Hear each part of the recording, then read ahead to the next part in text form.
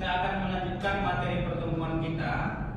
Sekarang kita sudah memasuki pertemuan kedua ya, di mana minggu lalu kita pertemuan pertama kontrak perkuliahan dan penyampaian RPS ya. Jadi hari ini kita lanjutkan materi kedua, yaitu pembahasan kita nanti adalah tentang ini dia, ragam bahasa ilmiah. Oh ya, kemarin kalau tidak salah sambil kita menyampaikan kontrak perkuliahan itu, saya ada minggu lalu itu menyinggung sedikit masalah pembahasan tentang ragam bahasa, ragam ilmiah ya. Jadi sebenarnya ragam bahasa Indonesia ini adalah sambungan dari materi kita yang kemarin yang sudah saya jelaskan sebelumnya sedikit tentang ragam ilmiah, ragam bahasa ilmiah. Nah, coba saya sedikit mau refresh ke belakang untuk menguji ingatan kalian, apakah kalian masih ingat tentang materi kita minggu lalu. Barangkali ada yang masih ingat tentang ciri-ciri ragam bahasa ilmiah tadi. Ayo, siapa? Ya, silakan. Ya, Pak. Jadi Pak, salah satu ciri-ciri dari ragam bahasa ilmiah yaitu tentang bertolak pada gagasan. Bertolak pada gagasan. Ya, bagus. Ada lagi? Saya Pak. Silakan. Nah, jadi yang saya ingat mengenai ciri-ciri dari ragam bahasa ilmiah itu lugas dan jelas Pak. Lugas dan jelas. Ya, terakhir satu lagi. Cendekia bersifat jernih Cendekia dan bersifat jernih. Nah, iya bagus. Jadi, alhamdulillah ternyata teman-teman masih ingat ya materi minggu lalu ya tentang ragam bahasa ilmiah. Jadi ada beberapa ya, termasuk di situ adaptif ataupun dan lain sebagainya. Nah, oke. Nah, teman-teman, hari ini kita akan melanjutkan materi pembahasan kita yaitu tentang ragam bahasa Indonesia. Nah, sebelum kita masuk lebih dalam nanti bercerita tentang ragam bahasa Indonesia ini, terlebih dahulu kita melihat dulu apa-apa saja kira-kira nantinya capaian pembelajaran yang akan kita capai dalam satu kali pertemuan ini. Jadi yang pertama itu target kita nanti itu yang adalah memahami jenis-jenis ragam bahasa Indonesia. Jadi nanti kita akan membahas apa-apa saja jenis-jenis dari ragam bahasa Indonesia itu nantinya. Baik, teman-teman, sebelum saya menjelaskan lebih jauh ke ragam bahasa ini, ada nggak kira-kira di antara teman-teman yang mungkin sudah mungkin pernah mendengar, membaca dari berbagai sumber, baik itu buku, internet dan lain sebagainya, tentang apa sih sebenarnya ragam bahasa Indonesia ini, ragam bahasa ini, atau barangkali pernah mungkin mendengar dari sumber lain? Ada siapa yang bisa kira-kira? Ya, silakan. Ragam bahasa adalah variasi bahasa. Variasi bahasa ya, boleh. Ragam bahasa, variasi bahasa, boleh. Ya, silakan. Ragam bahasa adalah variasi yang berbeda-beda Pak, berdasarkan pemakaiannya. Variasi ragam bahasa, variasi yang berbeda-beda berdasarkan pemakaiannya. Ya, boleh itu Pak. Bagus. Ada lagi kira-kira? Bagus ya. Ada lagi kira-kira? Iya, yang terakhir ini. Variasi bahasa itu adalah variasi bahasa pemakaian, topik pembicara dan hubungan pembicaranya. Oh, jadi berbeda hubungan pembicaranya maka akan bervariasi bahasa ini kira-kira. Ya, bagus. Bagus sekali ya ini. Ini padahal belum dimulai pembelajaran tapi sudah paham ya. Ini barangkali tandanya Aida ini orang-orang yang mau menggali informasi dari berbagai sumber ya. Bagus. Nah, kita lanjutkan. Ini dia. Jadi ragam bahasa itu adalah variasi dalam penggunaan bahasa tergantung dari berbagai faktor, baik itu sosial budayanya, komunikasinya, dan latar belakang kulturnya. Jadi terciptanya ragam bahasa itu juga dipengaruhi dari latar belakang orangnya. Nah, kita misalkan ambil contoh di ruangan ini dari berbagai macam situasi dan latar belakang tentunya memiliki bahasanya tersendiri, ya kan? Barangkali ke sini ada yang dari suku Jawa, ada orang Batak, Minang, Melayu. Tentunya mereka ini mempunyai bahasanya masing-masing sehingga terjadilah keragaman bahasa.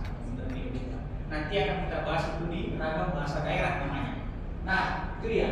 Yang berikutnya, kenapa sih penting memahami ragam bahasa tadi? Jadi memahami ragam bahasa tadi ternyata penting, bukan cuma hanya mengetahui ragam bahasa itu, tapi kita harus memahami juga ragam bahasa orang lain.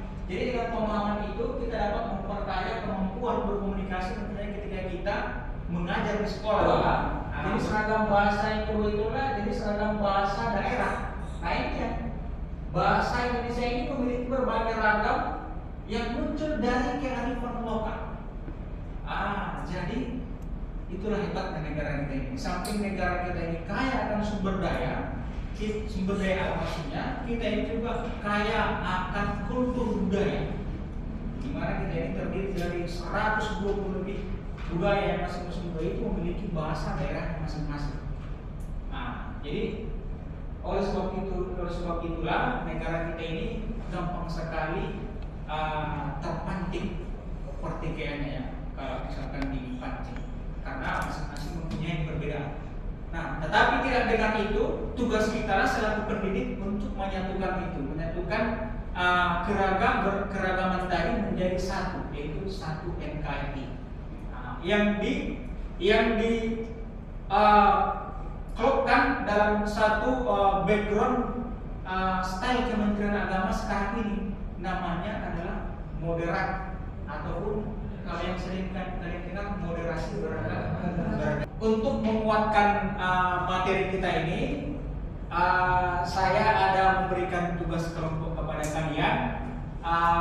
Silakan kalian bentuk kelompoknya dulu, untuk nanti kemudian saya akan jelaskan apa saja nanti yang akan kita kerjakan dalam tugas kelompok itu. Oke, silakan saya berikan waktu 5 menit.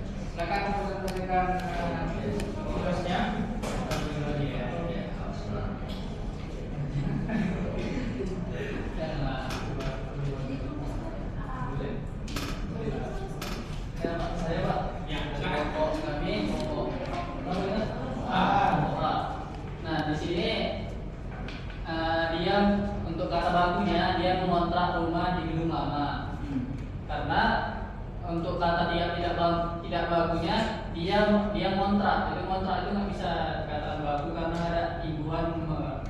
Ya. Jadi bagus sekali ya. Kita berikan aku sebelum mereka. Sampai di sini, sebelum nantinya kita masuk kepada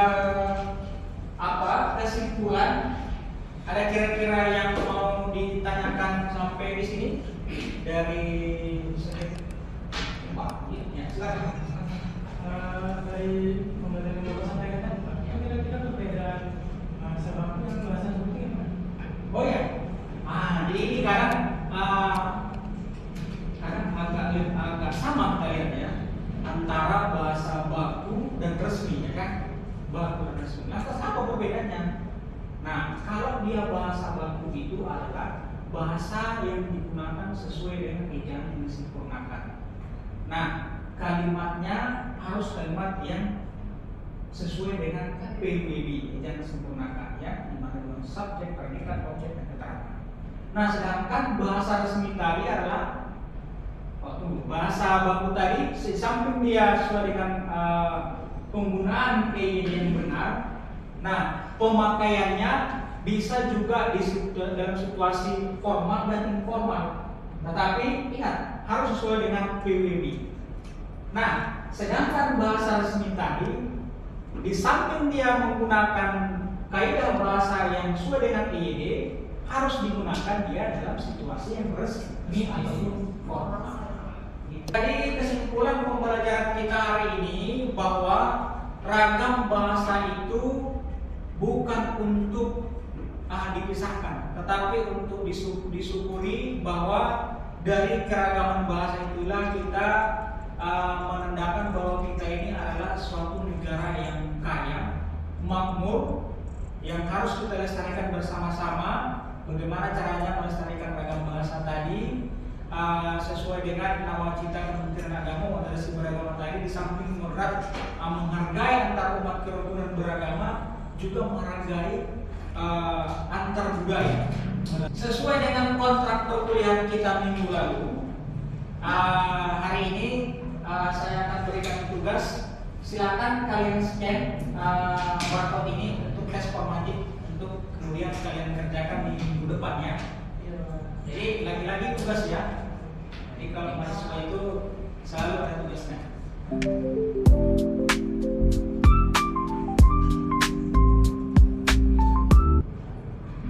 Oke, sudah selesai?